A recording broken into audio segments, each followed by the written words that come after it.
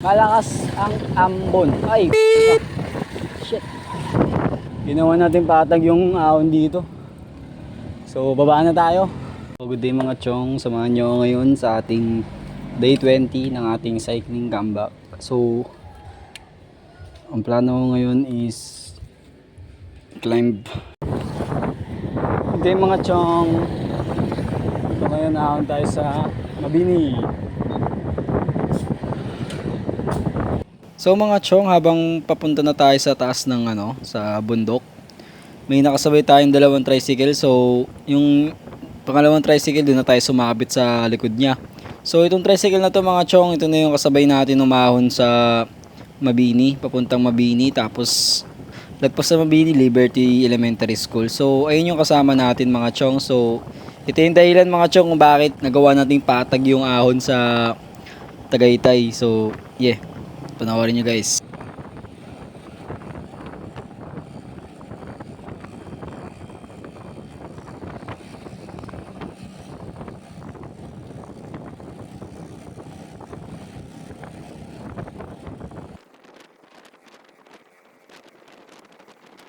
So sobrang haba ng inahon ng tricycle namin. Ang plano ko dapat dito mag-recovery lang ako eh. Kaso ang nangyari, kumaripos ng takbo yung tricycle. Kaya ayun nakikita nyo guys, tinatry kong habulin yung takbo niya kaso wala na eh. Ang layo na agad eh, kasi parang nasa 60 yung takbo niya eh. Paahon ako, mga 30 to 40 lang yung takbo ko. Kaya yan habol pa din ako pero wala. So nag-give up ako, pero nag-pacing pa din ako niya ng mga nasa 30. Pacing pa din tayo kahit papana para mabilis tayo. Ayun pacing tayo konti para pag uwi, laspag na. Hindi natin alam na may paparating pala na ulan to. Stay tuned lang guys, papanoorin nyo na lang guys. So dito mga chong, nakuha na natin yung yung pahinga na gusto natin. Kaya ayun overtake na siya dyan ayun Pero may naman tayo, may karga naman tayo. Kaya mabilis tayo pumadyak. Ayun syempre, dala na ng ensayo natin. Kaya malagi tayo may karga sa hita. Yan. Tapos nandito na tayo, dumating na tayo sa Backwit Bridge na tinatawag nila, sa Backwit. Ayun tamang na lang ako dyan, recovery na naman ako ulit. Siyempre, lakas-lakas ng nakatak natin dun eh. Kaya yun, andito na tayo. Ayun ganda ng video guys spot. Yan. So yun lang mga chong. Break tayo agad kasi parang abutan tayo ng ulan eh. So na natin siguro akitin yung taas. Dito muna tayo kasi parang umaambon na. Wala pa tayong dalang plastic kasi. Kasi siguro hanggang dito na lang muna tayo. Tsaka yan yun yung view dito. Nasa Liberty Elementary School na tayo. Tapos baba na lang tayo agad. Ay sakto may tricycle. So yun lang guys. Ginawa natin patag yung ahon dito. So baba na tayo. Para siyang antipolo. Para siyang antipolo lang. So dahan-dahan na tayo bumaba kasi dito sa taas. At dito ko na nga nakita yung ayaw kong makita. Tignan nyo yung gaano kaitim yung ulap guys. Diyan nakutuban ko na wala na to. Makakabutan na ako ng ulan dito eh. Parang umambon na. So kailangan na natin rumekta balik. Kasi kung hindi tayo rekta sa pag-uwi, baka maabutan tayo ng ulan dito.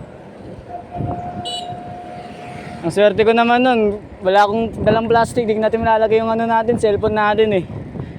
Kaya rekta muna tayo, uwi tayo. Ayun na. Ay putak. Maulan na guys, sabi na eh. Alam niya, bibilisan na lang natin.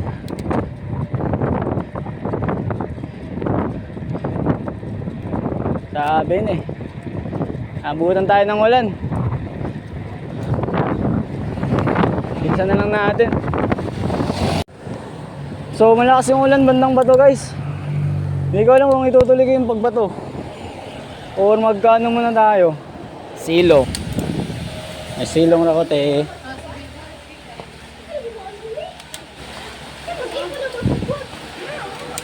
So ayun nga, tama nga yung hinala ko kanina guys. So, tingnan nyo kung gaano kabilis lumakas yung ulan. Parang wala lang, di ba? Bigla lang siya bumagsak yung ulan dito. Kaya ayun, tamang ano lang tayo dito, recovery na din kahit papaano. Tapos ayun no, lakas ng ulan guys eh. So, parang tumila naman. So, inom muna tayo agad ng tubig kasi alam kong hindi na tayo makakainom kasi tatalsik yung putik. Wala kasi tayong fender. Mabuti ng kargado tayo kaysa sa wala tayong tubig. Pwede naman kung pa-side lang. Pero hindi tayo pwede magmabilis guys eh. Ayun, tumatalsik yung tubig guys, tumatalsik. So ayun, nagpahinga muna tayo ulit sa ano kasi lumalakas yung ambon eh. Nagdadalawang isip ako sa cellphone ko. Kaya ayun, stop. So malapit na tayo mga chong. Konting tiis na lang.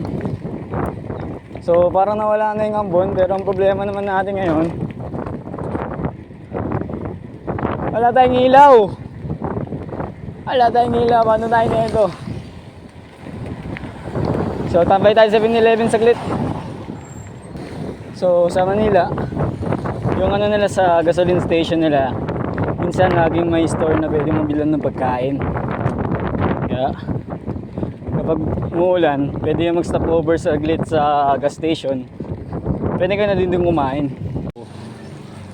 Mag-burger time na lang tayo kasi basa tayo. Saka order sa Beef Burger eh. Daininte. Guys, mga chong, kakatapos na natin kumain. Pero, yung ambon, hindi pa din tumitila.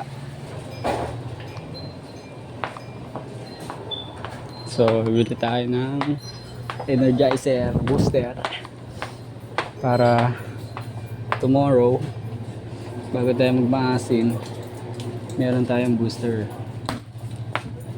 So, 2 booster C. Yan. Not sponsored guys. So hindi ko napansin, 7-Eleven, there's no camera. Hindi pwede mag-camera guys. Kaya pinatay ko yung video ko kasi hindi pala pwede. Baka pagalitan tayo. Nasa bato na pala tayo guys.